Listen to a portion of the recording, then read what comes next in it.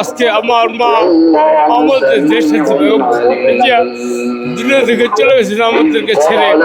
আমরা তার জন্য আত্মার রোহের মাগফিরাত কামনা করছি। দলের সাথে সম্পৃক্ত থাকো, দলকে ভালোবাসো, জনগণের জন্য কাজ করো।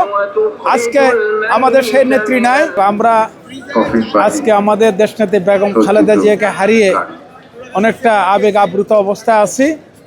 যাই হোক, আপনি যে কথাটা বলছেন, আমি এই দলের সাথে ৪৬ বছর আমার রাজনৈতিক জীবন।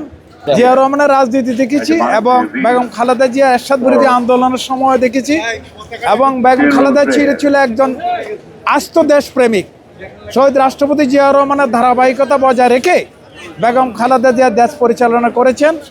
এবং আমি আপনাকে একটা কথা বলি, আমি ব্রিগেডিয়ার আসমা হান্নান শাহর একটা প্রেস সচিব ছিলাম।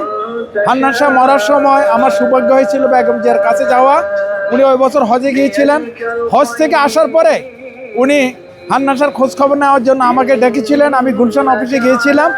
তখন উনি আমাকে প্রশ্ন করছিলেন হান্নান শাহর ফ্যামিলি কেমন আছে। আমি বললাম যে আমি আবেগ আপ্লুত কেঁদে দিছি। তখন বলল যে কান্দাকাটির কিছু না, আমাদের সবাইকে মৃত্যুবরণ করতে হবে। আমিও একদিন মারা যাব, তুমি একদিন মারা যাবা। দলের সাথে সম্পৃক্ত থাকো, দলকে ভালোবাসো, জনগণের জন্য কাজ করো। আজকে আমাদের সেই নেত্রী নাই, তিনি উপদেশ দিয়ে গেছে।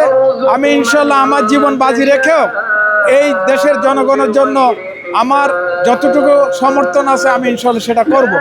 এবং আপনাদের মাধ্যমে দেশবাসীর কাছে আবারও উদাত্ত আহ্বান রাখবো যে আপনারা সবাই যদি আপনাদের কারোর সাথে কোনো রকমের বেয়াদবি করে থাকে, আপনারা বেগম জিকে মাফ করে দেবেন এবং তার জন্য দোয়া করে আল্লাহ পাক যেন তাকে জান্নাতের উচ্চ মাকাম দান করে।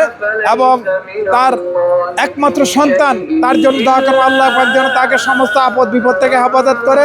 এবং জনাব তারেক রহমান যেন আগামী দিন তার পিতা শহীদ রাষ্ট্রপতি জিয়া রহমান এবং দেশনেত্রী আপসীর নেত্রী বেগম খালেদা জিয়া যেভাবে জনগণের পাশে ছিলেন, জনের কথা চিন্তা করেছেন, দেশের কথা ভাবছেন, সেভাবে তিনি যেন তার ধারাবাহিকতা বজায় রেখে আগামী দিন দেশের নেতৃত্ব দেন। এটাই আমি আপনার মাধ্যমে দেশবাসীকে জানাতে চাই। আজ শোকের দিন।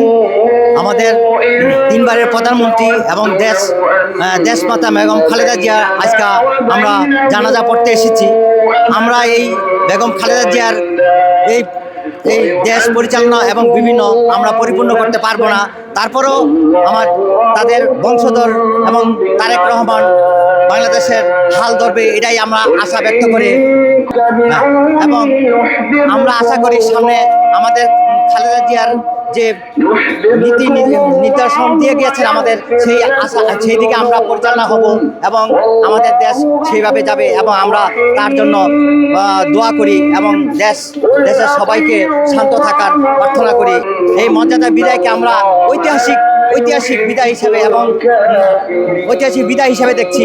আমরা আশা করি পৃথিবীর এই জানাজা শ্রেষ্ঠ জানাজা হবে, এই আশা করি।